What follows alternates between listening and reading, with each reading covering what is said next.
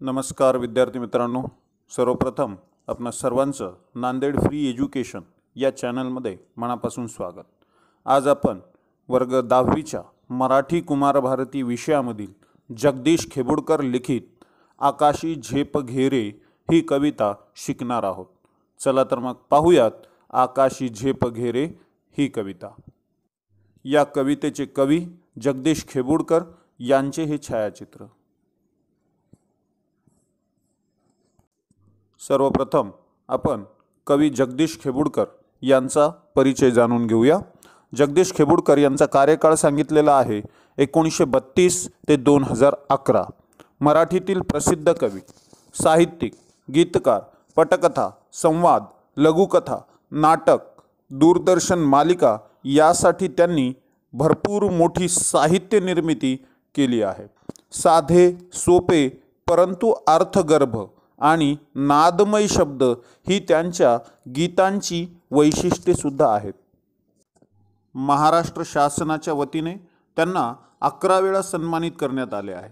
याशिवाय ग दि माडगुळकर पुरस्कार, कुसुमाग्रज साहित्य पुरस्कार, जीवन गौरव पुरस्कार अशा अनेक पुरस्कारांनी त्यांचा गौरव करण्यात आला आहे। मराठी चित्रपट सृष्टीसाठी जगदीश खेबुडकर यांनी मोठ्या प्रमाणावर गीतांचे लेखनही केले आहे। असा सर्व परिचय जगदीश खेबुडकर यांचा पाठ्यपुस्तकामध्ये सांगितला गेला आहे। पाठ्यपुस्तकातील परिचयाव्यतिरिक्त इतर ठिकाणीही जगदीश खेबुडकर यांचा परिचय आपल्याला पाहायला मिळतो।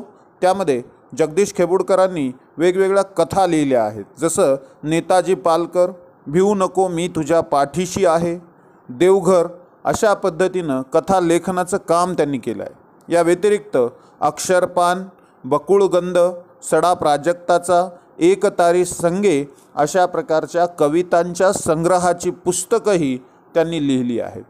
एकंदरीत 300 पेक्षा जास्त मराठी चित्रपटांसाठी त्यांनी गीतांची रचनाही केली आहे। असा सर्व परिचय जगदीश खेबुडकर यांचा सांगितला जातो।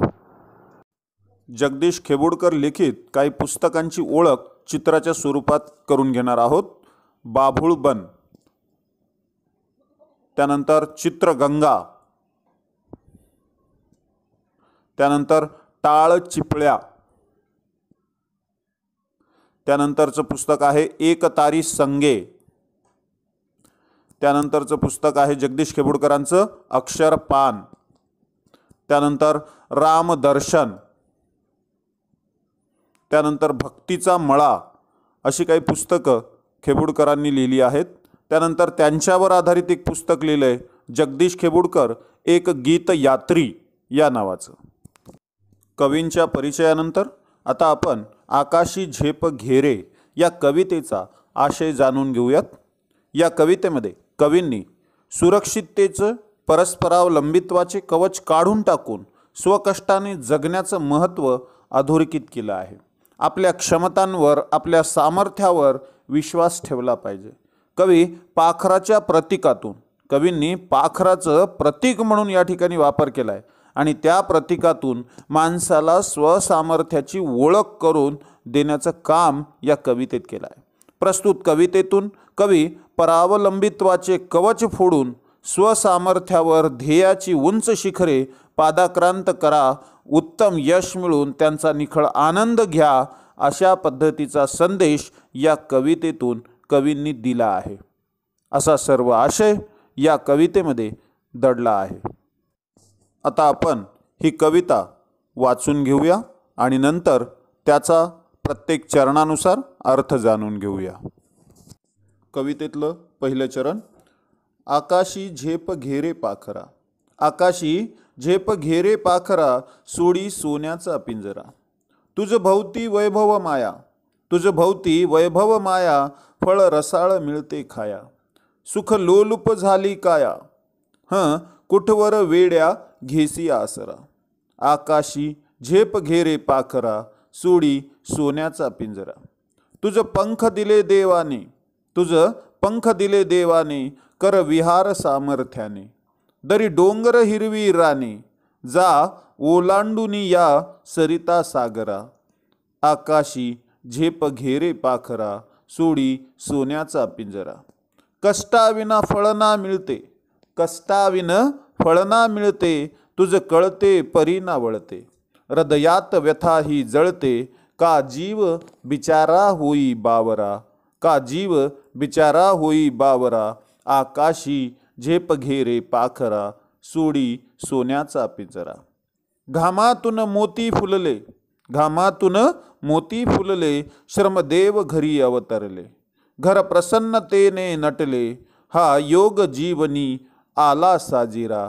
आकाशी झेप घेरे पाखरा, सोडी सोन्याचा पिंजरा, सोडी सोन्याचा पिंजरा. अशी ही कविता. आता आपण प्रत्येक चरणानुसार या कवितेचा अर्थ जाणून घेऊया. कवितेतलं पहिलं चरण, आकाशी झेप घेरे पाखरा, सोडी सोन्याचा पिंजरा. तुझ भवती वैभव माया, फळ रसाळ मिळते खाया. सुख लोलुप झाली काया, कुठवर वेड्या घेसी आसरा. आकाशी झेप घेरे पाखरा, सोडी सोन्याचा पिंजरा. कवितेच्या या पहिल्या चरणात कवी म्हणत आहेत, हे पाखरा म्हणजेच माणसाला उद्देशून तो शब्द उच्चारला आहे. ते म्हणतात, हे पाखरा, हे माणसा, हा सोन्याचा पिंजरा सोडून स्वतःला सिद्ध करण्यासाठी आकाशी झेप घे, सज्ज हो. स्वतःच्या क्षमता ओळखून पुढे पुढे जात राहा. तुझ्या भोवती भौतिक सुखे, माया, मोह यांचा खूप मोठा पाश आहे.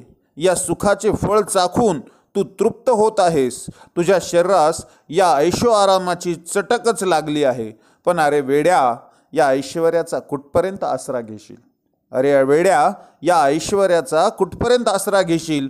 म्हणून तू काय कर, तर आयतं मिळालेलं सुख आणि वैभव सोडून दे आणि स्वतःला सिद्ध करण्यासाठी आकाशात झेप घे. असा सर्व अर्थ कवितेच्या पहिल्या चरणात कवी जगदीश खेबुडकरांनी सांगितला आहे. कवितेचं पुढील चरण, तुझ पंख दिले देवाने, तुझ पंख दिले देवाने, कर विहार सामर्थ्याने.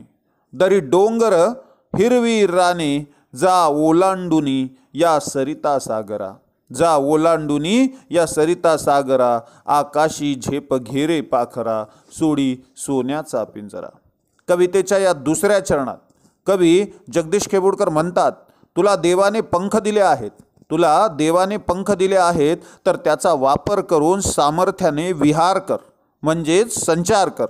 म्हणजेच मनुष्याला जे दोन हात दिले आहेत त्यांचा वापर करून त्याने कष्ट केले पाहिजेत, असे कवी या ठिकाणी सांगत आहेत. दरी, डोंगर, हिरवी राने, नदी, सागर यांना ओलांडून म्हणजेच अतिशय जिद्दीने वाटेत येणाऱ्या अडथळ्यांचा सामना करत तू पुढे पुढे एक एक टप्पा पार करत यशाच्या शिखरापर्यंत पोहोचण्याचा प्रयत्न कर, असे कवी कवितेच्या या चरणामध्ये सांगत आहेत. कवितेचं पुढील चरण, कष्टाविन फळ ना मिळते, कष्टाविन फळ ना मिळते, तुझ कळते परी ना वळते. हृदयात व्यथा ही जळते, का जीव बिचारा होई बावरा. आकाशी झेप घेरे पाखरा, सोडी सोन्याचा पिंजरा, सोडी सोन्याचा पिंजरा. कवितेच्या या तिसऱ्या चरणात कवी जगदीश खेबुडकर म्हणतात, तुझं मन हे जाणतं आहे, तुझं मन हे जाणत आहे की कष्टाशिवाय कधीही फळ मिळत नाही. कळतं पण माणसाला वळत नाही. अशी अवस्था होऊन तुझ्या हृदयात हा सल, ही खोच टोचत आहे आणि तुझा जीव मात्र बावरा होत आहे, असे कवी कवितेच्या या चरणामध्ये सांगत आहेत. कवितेचं शेवटचं चरण, घामातून मोती फुलले, श्रमदेव घरी अवतरले. घामातून मोती फुलले, श्रमदेव घरी अवतरले. घर प्रसन्नतेने नटले, हा योग जीवनी आला साजिरा. आकाशी झेप घेरे पाखरा, सोडी सोन्याचा पिंजरा, सोडी सोन्याचा पिंजरा. कवितेच्या या शेवटच्या चरणात कवी म्हणतात, जेव्हा घाम गाळून तू श्रम करशील, जेव्हा घाम गाळून तू मेहनत घेशील, त्या घामातून जे मोती म्हणजेच धन मिळेल, तेव्हा श्रमदेवता तुझ्यावर प्रसन्न होईल. कष्टातून कमावलेल्या धनामुळे घरात प्रसन्नता येईल.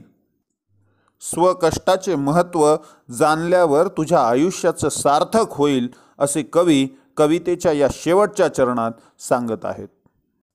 अशा प्रकारे कवी जगदीश खेबुडकरांनी आकाशी झेप घेरे या कवितेत माणसाने परस्परावलंबन सोडून स्वतःच्या क्षमतांवर विश्वास ठेवला पाहिजे, ध्येयाची उच्च शिखरं काबीज केली पाहिजेत, अशा पद्धतीचा संदेश त्यांनी दिला आहे।